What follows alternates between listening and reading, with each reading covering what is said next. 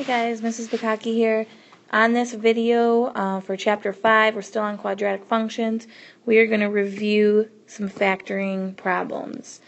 We'll make it easy and just have just 1x squared functions, and you'll see what I mean when we take a look. So basically factoring is just reverse foiling. Okay, sorry, I had to pause the video for a second. So anyway, factoring is reverse foiling. Before we had, we had two quantities that we were multiplying together, x plus 1 and x plus 1, for example. We were multiplying that together using the foiling method to get that polynomial, or quadratic. So this time we're going to look at this quadratic and turn it in to two quantities multiplied together. Okay, so I did this first one. It was pretty easy. X squared plus 2x plus 1. The first thing you want to do is look at my first term, x squared. What do I need? What do I multiply together to get x squared? Well, the only logical choice would be x times x. Okay, and if we look at our last term, what are the only two things that multiply together to get 1? 1 and 1. Okay, so our first term, we know x times x is x squared. 1 times 1 is 1, and it also multiplies together to get 2x. So we're good there. I'll do another example, but I wanted to kind of just go over the process first before moving on. Okay, take a look at another example. Here's my quadratic, x squared plus 3x minus 4. So some things to note. Ask yourself these things here. What multiplies together to get negative 4? What two things multiply together to get negative 4? And adds together to get 3. Okay, so I'm going to set up my parentheses. And I can start with my first term. I don't have anything out in front, so we know that the only way to get, well, not the only way, but the most logical way to get x squared would be to multiply x times x.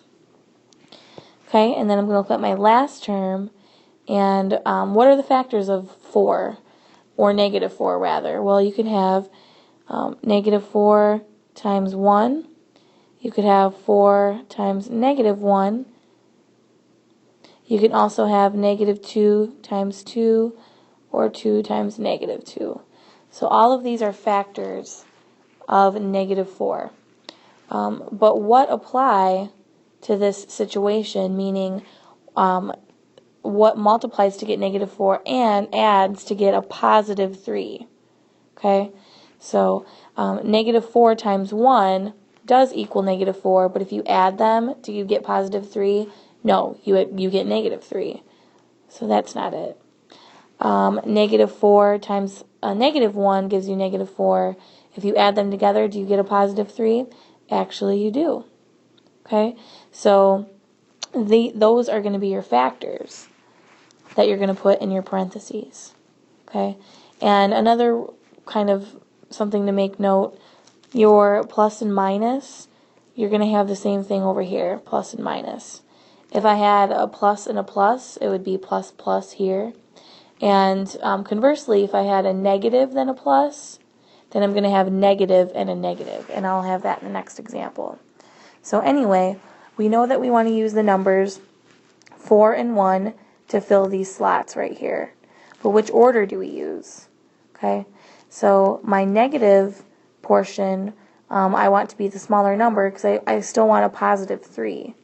Okay, so my negative here would be 1, and 4 would go here.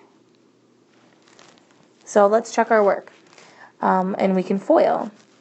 So we have x times x, x squared, minus 1x, plus 4x, minus 4.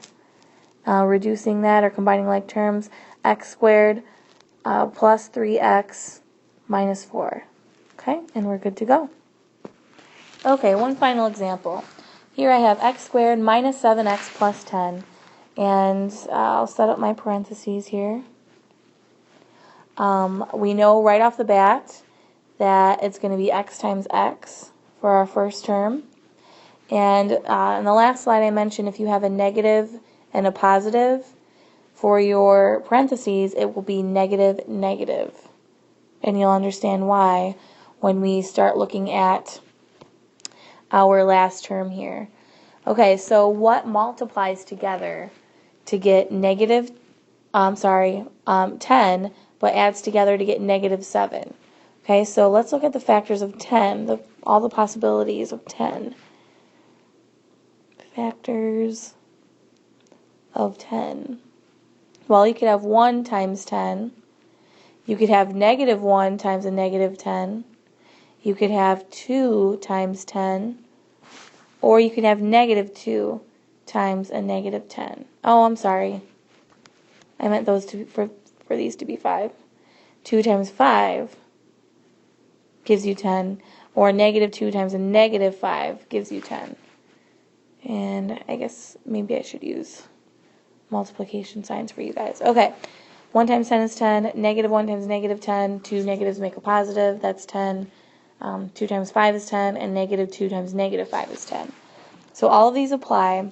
Only one applies, rather, but all these are factors of 10. So which one? Now ask yourself, what adds to get negative 7? Okay. Does 1 plus 10? No. Negative 1 plus a negative 10? Nope, that's negative 11. 2 plus 5, that's a positive 7. So it looks like your choices will be negative 2 and negative 5. When you add those together, you do in fact get a negative 7, and that would be your reasoning for your both negative signs up here. So it doesn't matter which order they're in because the signs are both the same. Alrighty guys, that's it for me. We'll do more in class. See you later.